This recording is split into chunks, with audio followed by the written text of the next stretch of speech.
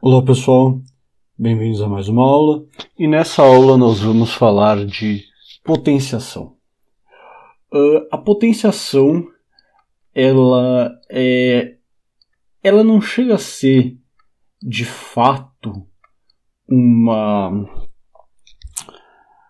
operação, no sentido de que ela não introduz nenhum tipo de ideia nova que a gente não tenha visto, mas ela serve como ela serve para multiplicação da mesma forma que a multiplicação serve para adição, certo? Então, a potenciação, no fundo, nada mais é do que uma multiplicação feita várias vezes, e a gente vai ver exatamente como isso funciona.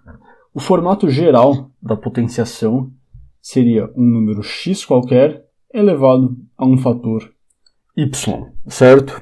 Y pode ser qualquer número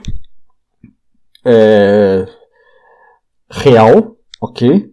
Ou seja, pode ser positivo, negativo, ele pode ser fracionário, ele pode ser zero, ele pode ser infinito ou finito, não importa, ok? Y pode assumir diversas formas, mas a ideia principal aqui, como a gente já falou e eu quero reiterar, é que a potenciação nada mais é do que uma multiplicação feita várias vezes. Então, multiplicação feita várias vezes. Ok? Como a gente consegue ler um número elevado a outro número, certo? Ou seja, x elevado a y. Vamos dar um exemplo simples antes. 2 elevado à segunda potência, ou 2 elevado ao quadrado. A gente faz o seguinte. Isso é 2 vezes 2. Se a gente escrever isso com outras cores, a gente pode escrever 2 vezes 2, e isso é igual a 2 elevado ao quadrado. Você fala, Klaus, esse quadrado aqui está vermelho. Como é que a gente lê esse vermelho? Simples. 1, 2. Acabou. Ok? Outras coisas que a gente pode escrever. 3 ao cubo, por exemplo. 3 vezes 3 vezes 3. Certo? 2 elevado à quarta. Isso aqui é igual a 2 vezes 2 vezes 2 vezes 2. Ok? Então, é assim que a gente lê um número elevado. É assim que a gente faz a potenciação. A potenciação nada mais é do que um número multiplicado várias vezes por si próprio. Certo? Então, se a gente abstrair um pouco a ideia, a gente fala que x elevado a y é igual a x vezes x vezes x vezes x infinitamente, ou não infinitamente, mas até um número y de vezes. Ok? Eu vou repetir essa multiplicação y vezes. Tá. A gente chama x de expoente.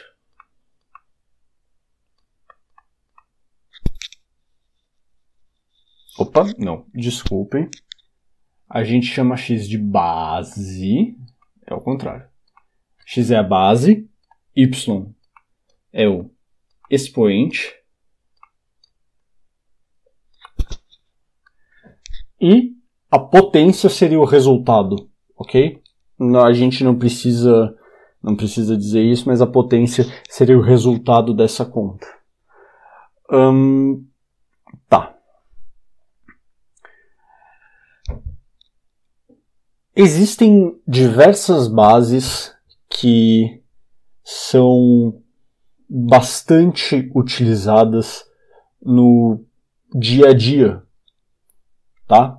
Então, por exemplo, nós temos a base 2, que é uma base quadrática, né? É uma base é uma base muito utilizada, por exemplo, para números binários. Quantas combinações você pode ter, quanto de memória vai ocupar um determinado programa. Isso tudo se dá com base em 2, porque, fazendo uma excursão rápida, a base binária tem 2 dígitos, 0 e 1. E eles ocupam um determinado espaço. Então, quando você precisa calcular o espaço de um programa que você escreveu e que você vai, enfim, publicar ou vender, enfim, você tem que utilizar a base 2 para calcular exatamente quanto de espaço vai requerer o seu programa. Outra base muito utilizada, base 10. A base 10 é extremamente importante para a gente, principalmente no mundo das ciências exatas, porque ela define muitas ordens de grandeza. Então, quando a gente está trabalhando, por exemplo, com distâncias astronômicas, certo? A distância do Sol até a Terra é de aproximadamente 8 minutos-luz. É uma distância relativamente grande e isso dá muitos milhões de quilômetros. Nós podemos usar isso, mas ainda assim não é tão adequado. Porque se nós usarmos esses números muito grandes, nós acabamos ficando com muitos zeros. O número fica muito grande. Tá? Então, por exemplo, o Sol fica a 92 milhões de milhas.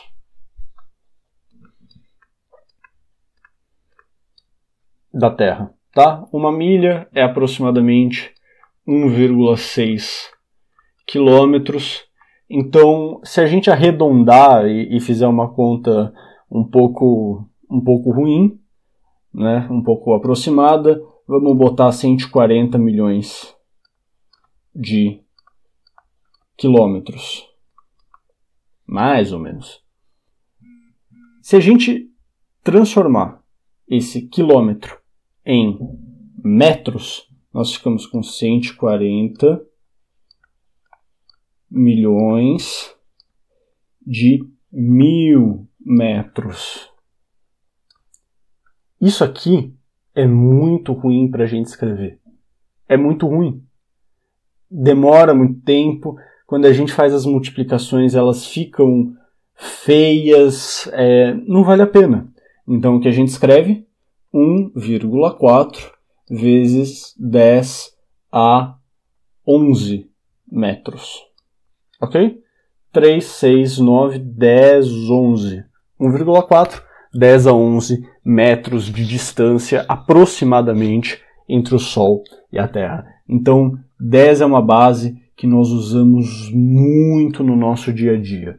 Tá? Principalmente na ciência, na química também se usa, com expoentes negativos, porque ou com expoentes muito grandes, como 1 mol, 6 vezes 10 a 23 aproximadamente moléculas. Então é um número bastante grande de moléculas de um gás, por exemplo. São números com os quais nós temos que lidar muitas vezes. Uma terceira base que vale mencionar é a base E. E é considerada a base natural, é o número de Euler, ok?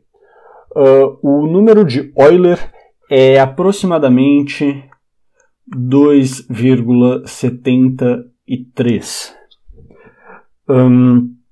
Esse número ele é muito importante para a gente, porque, ou essa constante é muito importante para a gente, porque ela tem algumas propriedades que fazem com que ela seja bastante útil na engenharia, na física, na química também, mas na química às vezes eles preferem usar logaritmo com base em 10, mas enfim, de qualquer forma. Essa base nós usamos, por exemplo, quando vamos fazer uma distribuição normal, uma distribuição estatística. Então nós temos aqui, por exemplo, um gráfico que quer medir a probabilidade de algo estar num certo valor. Então uma distribuição, por exemplo, de QI tem mais ou menos esse formato numa população. Então a grande maioria das pessoas se encontra nessa faixa aqui de QI, e aí você tem uma minoria de pessoas que se encontra abaixo dessa faixa, você tem uma minoria de pessoas que se encontra acima dessa faixa, você pode expandir essa faixa, e aí tem uma porcentagem ainda menor de pessoas que se encontram no extremo ou nos extremos da sua curva. Essa curva aqui, ela tem um formato com essa base, ok? Outro uso bastante comum dessa base é nos números complexos, extremamente importante. Se der tempo, nós vamos citar aqui nesse curso, mas não precisamos se preocupar com isso agora. Só saibam que é uma base extremamente utilizada na física e na química, na matemática. Ela é muito útil, ok? Tá. Então, vamos falar um pouco, agora que a gente já descobriu o uso da potenciação na nossa vida, vamos falar de algumas propriedades. Certo? Bom, primeiro, a potenciação não é comutativa.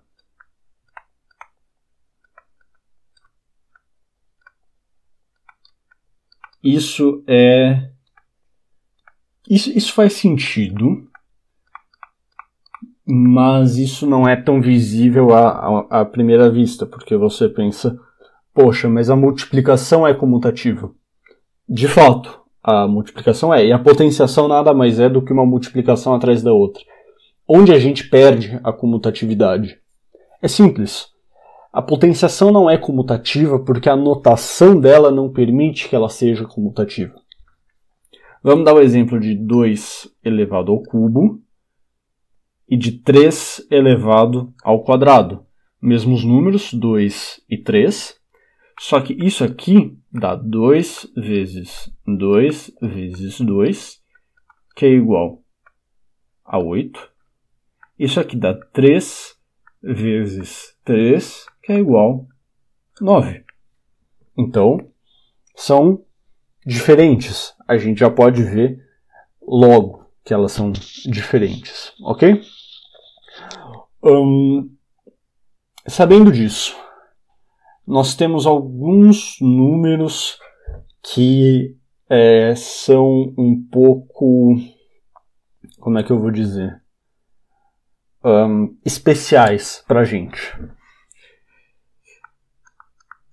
Então vamos lá, expoentes especiais. Nós temos o expoente 2, que muitas vezes representa algo como uma área. A gente vai ver isso melhor em geometria, mas o expoente 2 é muito utilizado para a gente calcular áreas, até quando a gente nem nota que está calculando área, mas nós estamos com o expoente 2. Ele aparece muitas vezes. a gente tem o expoente 3, que representa volume de corpos. Ok? Nós temos o expoente 1, que é o próprio número, vamos dizer, retorna a base, ou seja, 9 elevado a 1 é igual a 9. 175,2 elevado a 1 é igual a 175,2. Ok? Eu usei número com vírgula, a gente ainda não aprendeu multiplicação com números decimais, mas como o 1 sempre vai retornar à base, aqui não tem problema. E nós temos o 0, sempre problemático, mas nesse caso ele ajuda a gente. O 0 sempre retorna 1.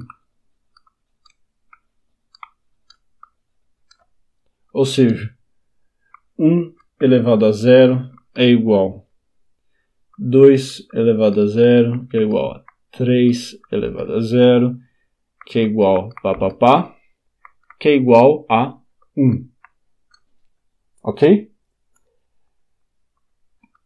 Exceto para o 0. A gente já vai ver o porquê disso, tá? Ok. Vamos agora fazer uma pequena excursão lógica, certo? A gente sabe que x elevado a y vai ser igual a x vezes x vezes x, y vezes. Ok? Nós temos y fatores de x. O que vai acontecer se eu multiplicar x elevado a y por x elevado a z? Vamos escrever isso longo, ok?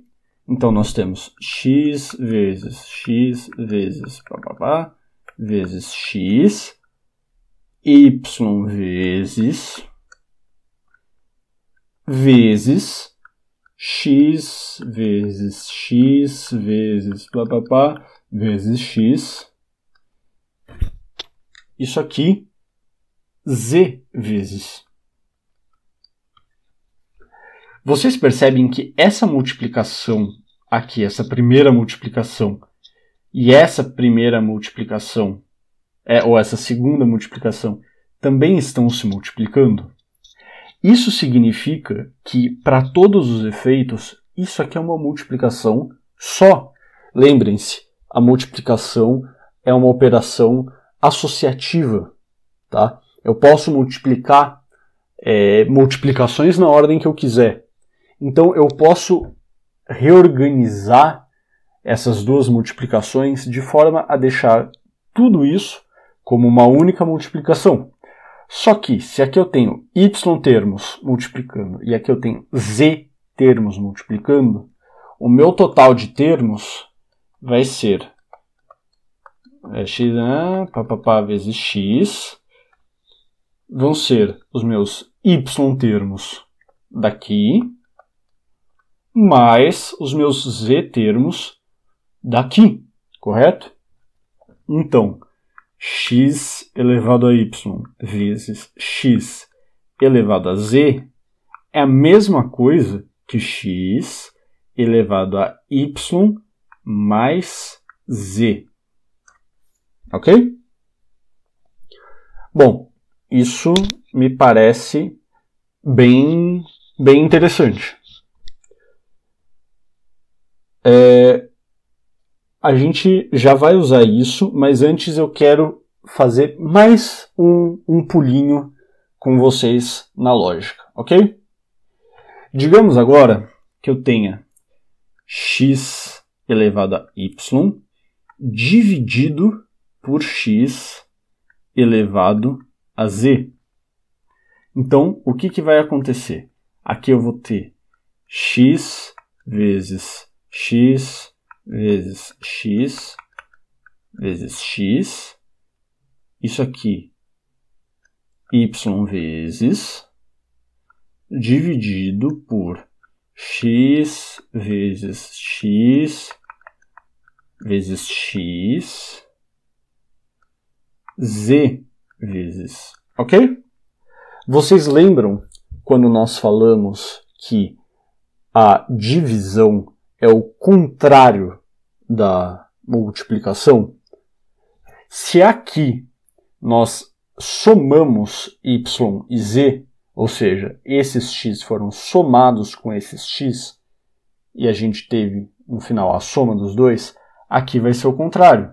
Então, esses x aqui vão se cancelar com esses daqui de cima. Então, eu vou ter x vezes x vezes x vezes x, y menos z vezes, ok? Então, na multiplicação de duas potências de mesma base, ok? Nós ficamos com a soma dos dois. Na divisão de potências de mesma base, nós ficamos com a subtração dos dois. Mas isso leva a gente para uma outra conclusão, uma conclusão bastante legal. 1 dividido por x elevado a z é a mesma coisa do que x elevado a menos z. Se nós somarmos 1 com menos 1, nós vamos para 0. Se nós somarmos um número positivo com um número negativo, é a mesma coisa que nós fazermos a subtração. Então, a gente pode dizer que a divisão da potenciação é a nossa base com um expoente negativo, ok? Supondo naturalmente que z seja maior do que 0 para que isso seja de fato negativo e não positivo, ok?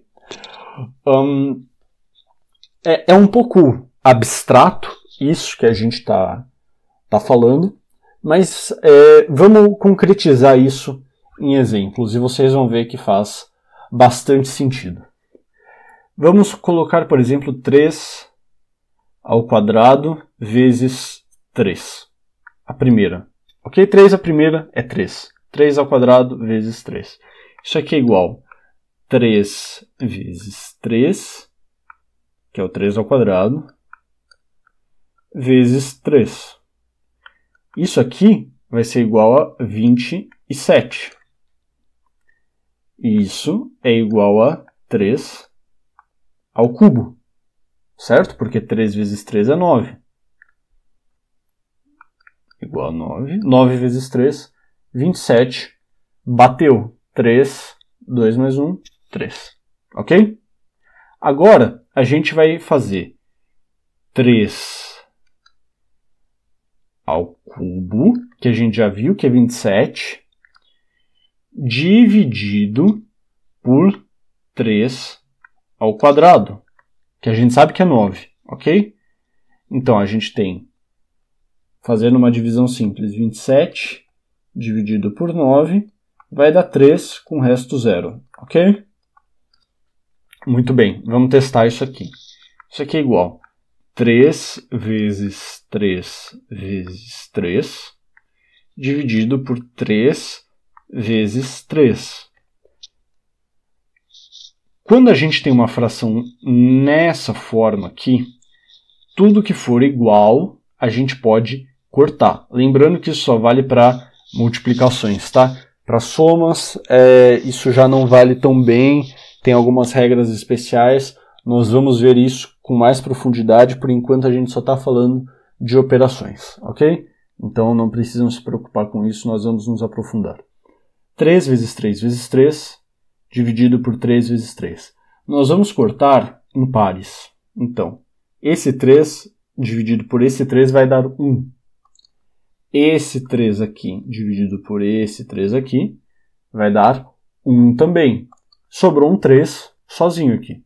Então, isso aqui vai ser igual a 3, que é igual a 3 elevado a 1, que é igual a 3 elevado a 3 menos 2. Exatamente o que nós tínhamos aqui nesses dois. Tá? Ok. Então, a gente já viu que 1 dividido por x elevado a z pode ser x a menos z. Então, isso aqui, na verdade, a gente pode escrever como 3 ao cubo vezes 3 elevado a menos 2. Nós já vimos a propriedade da soma de potências. E nós já vimos alguns expoentes notáveis, não é? Nós falamos da não comutatividade da potenciação e nós falamos das bases que nós utilizamos mais na ciência. Base 2 na computação, base 10 e base E nas ciências naturais. Beleza? Tá. Vale a pena frisar também que nós podemos usar a potenciação como uma forma de facilitar a visualização de alguns problemas. Por exemplo, nós temos 8 dividido por 27, ok? Isso aqui é uma fração, uma divisão para todos os efeitos, que a gente não sabe exatamente quanto vai dar, e ela pode estar no meio de um problema, ok? Se a gente notar que 8, na verdade, é 2 vezes 2 vezes 2, e 27 é 3 vezes 3 vezes 3, a gente nota que isso é 2 ao cubo dividido por 3 ao cubo, certo? Nesse caso, a gente pode falar que isso tudo é 2/3 ao cubo. Funciona bem. A gente ainda vai falar de multiplicação de frações. Não precisam se afobar. Mas existe essa regra aqui, que é uma regra bastante interessante para a gente manter na cabeça. Ok? A gente também precisa falar de números negativos.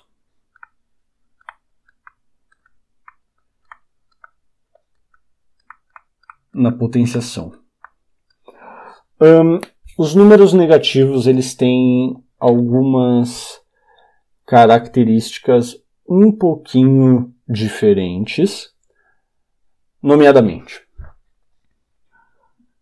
A gente sabe, pela regra da multiplicação, que menos vezes menos dá mais, ok? Menos 1 vezes menos 1 dá 1. Menos 2 vezes menos 3 dá 6, não menos 6. Bom, o que acontece? Se nós pegarmos menos, multiplicarmos por menos e multiplicarmos por menos de novo, nós vamos conseguir o quê? Bom, aqui a gente sabe que é positivo. Então, se a gente faz isso aqui, a gente consegue algo positivo multiplicado por negativo. Mais com menos dá menos. Tá, e o próximo? Bom, 4 vezes, certo? Menos, menos, menos e menos. A gente sabe que isso aqui dá positivo. A gente sabe que isso aqui dá positivo. Positivo multiplicado por positivo dá positivo. Essa alternância segue, ok? Mais, menos, e assim por diante. A observação que nós fazemos é o seguinte. Para números negativos,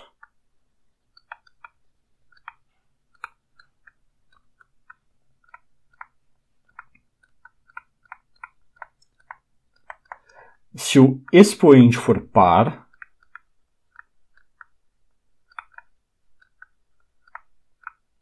o resultado é positivo. Se o expoente for ímpar, aí o nosso resultado vai ser negativo, ok? Isso é bastante importante na alta matemática, porque muitas funções podem ser descritas como uma soma de potências, ok? Então, algumas funções determinadas precisam levar em conta essa propriedade dos números negativos. Então, quando você escreve, você acaba tendo que botar um -1 elevado a n em algum lugar para você fazer uma soma infinita alternando os sinais, por exemplo, certo? Mas o que vale é isso aqui para os nossos números negativos.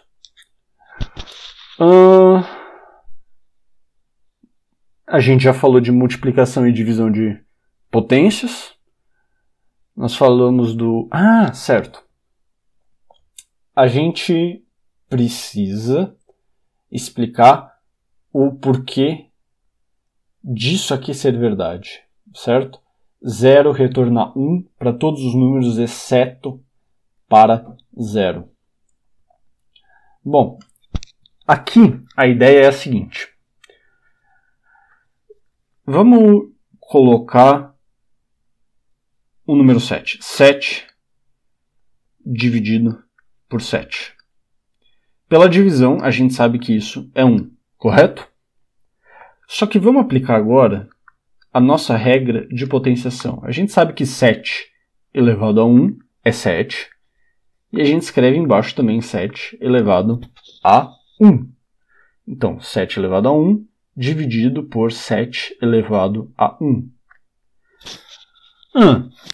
A gente já não viu que pela regra da divisão isso é a mesma coisa que 7 elevado a 1 vezes 7 elevado a menos 1? E a gente não viu pela regra da multiplicação que isso é 7 elevado a 1 menos 1? Bom, se isso é 7 elevado a 1 menos 1, isso aqui é igual a 7 elevado a 0, que é igual a 1. Nós podemos fazer isso com absolutamente qualquer número.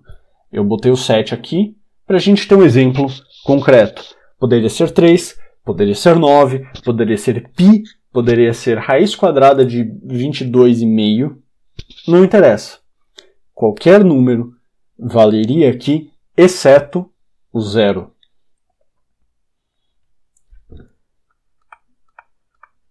Por que não 0? Vocês lembram da aula de divisão quando eu falei que não podemos dividir por 0? Se a gente pegar essa lógica aqui e a gente usar 1 é igual a 0 elevado a 0, a gente pode escrever isso como 0 elevado a 1 vezes 0 elevado a menos 1. E isso aqui vai ser igual a 0 dividido por 0. Só que isso aqui não está definido na matemática. Então, essa propriedade do elevado a 0 ser igual a 1 não funciona para o 0 porque a gente chega num problema. Isso aqui não existe. Ok? Isso aqui é errado. E por que isso aqui é errado? Porque dividir por 0 leva a paradoxos. Se você dividir por 0, você acaba chegando que 1 é igual a 2. Ou que 7 é igual a 15,5. Não importa. Você chega em paradoxos muito ruins, que são claramente falsos, certo? Então, isso não vale para zero. E, para ser honesto, ninguém sabe quanto é 0 elevado a zero. A gente sabe quanto é 0 elevado a qualquer outra coisa. Mas 0 elevado a zero, pra gente, ainda é um pouco misterioso. Ok?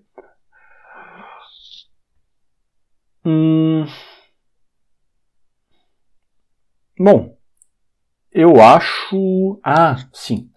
Nós ainda temos uma coisinha para falar, que é parênteses na potenciação.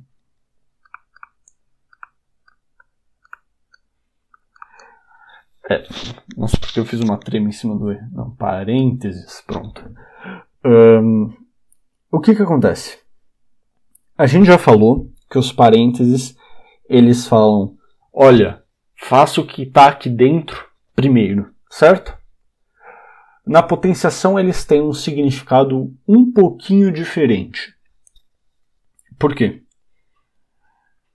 Vamos usar o exemplo de 2 elevado ao quadrado elevado ao cubo, ok? E vamos usar o exemplo de 2 ao quadrado ao cubo. Eles parecem iguais? Cara, parecem. Parecem bastante iguais. Eles não são iguais. Por quê? Porque isso aqui significa, olha, a gente precisa resolver isso aqui.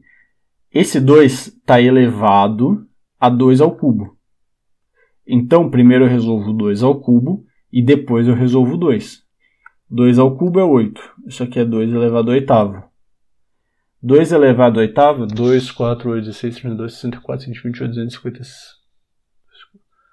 2, 4, 8, 16, 32, 64, 128, 256. Isso, 256. Ao passo que isso aqui significa, olha, primeiro, ignora que isso aqui é um 2 ao quadrado, ok? Bota isso aqui como uma multiplicação normal. Então, 2 ao quadrado vezes 2 ao quadrado vezes 2 ao quadrado, ok? Isso aqui é igual a 2, regra da multiplicação, 2 mais 2 mais 2, elevado à sexta. Então, isso aqui, na verdade, é 2 elevado a 2 vezes 3. Isso aqui dá 2, 4, 8, 16, 32, 64. Ok? Essa é uma regra que, olhando assim, ela parece estranha, mas a gente pode generalizar ela, ok? Então, x elevado a y com parênteses elevado a z é a mesma coisa que x elevado a zy. Beleza? Ao passo que x elevado a y elevado a z é igual a x elevado a y elevado a z. É assim que os parênteses funcionam na potenciação, ok? Não é muito fácil de lembrar. Eu, pelo menos, sempre tive muita dificuldade com isso. Não lembrar onde o parêntese fazia o quê, como o parêntese significava. Mas eu acho que isso aqui é o que ajuda melhor a lembrar. Esquece que aqui tem alguma coisa dentro dos parênteses e só repete ela várias vezes. Finge que esse parênteses é o que você vai repetir ao longo da sua potenciação. E aí as coisas ficam mais fáceis da gente lembrar, ok? Bom, as regras de potenciação são essas. Na próxima aula a gente vai ter que falar de radiciação, que é o contrário da potenciação, certo? A radiciação é um pouco mais chata do que a potenciação, porque a radiciação ela não tem tantas regras de cálculo. Ela é muito abstrata e ela é um pouco na decoreba, sabe?